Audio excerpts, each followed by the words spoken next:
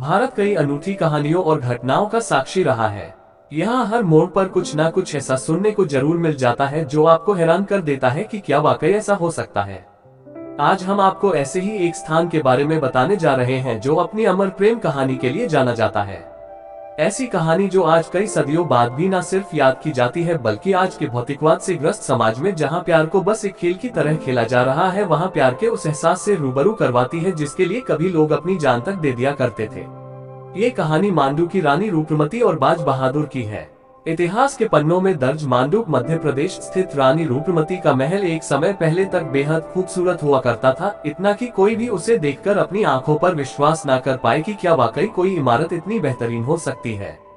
इस महल के ऊपर मंडप बने हुए थे जहां बैठकर पूरा राज्य नजर आता था। ये महल 365 मीटर ऊंची और सीधी खड़ी चट्टान पर स्थित है जिसका निर्माण बाज बहादुर ने करवाया था।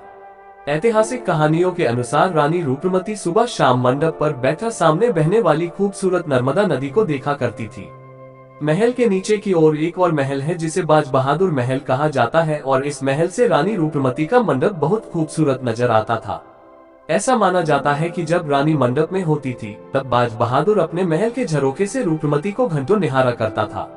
सन 1561 की बात है जब मुगल बादशाह अकबर के सेनापति आदम खान ने मांडू पर आक्रमण कर बाज बहादुर को पराजित कर दिया और रानी रूपमती को अगवा कर लिया। रानी रूपमती ने आदम खान के समक्ष समर्पण नहीं किया और अपनी जान दे दी। इस घटना के बाद रानी रूपमती और बाज बहादुर की प्रेम कहानी अमर हो गई और अकबर ने ही इन दोनों की प्रेम कहानी को लिखित रूप प्रदान करवाया। मांडू में न सिर्फ रानी रूपमती का महल चर्चा बटोरता है बल्कि यहाँ कई और भी स्थान हैं जो अपनी खूबसूरती के लिए मशहूर हैं।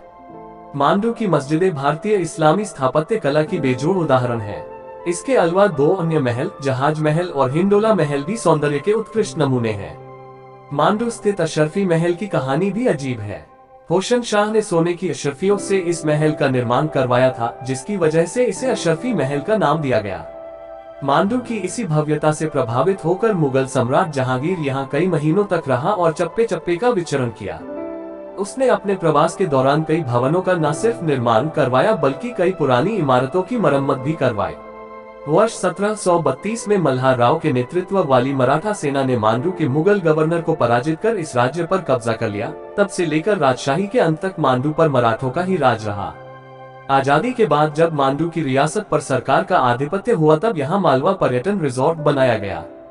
मांडू की खूबसूरती का कोई सानी नहीं है, यही वजह है कि आज यहाँ हर साल देश विदेश के कई सैलानी आते हैं।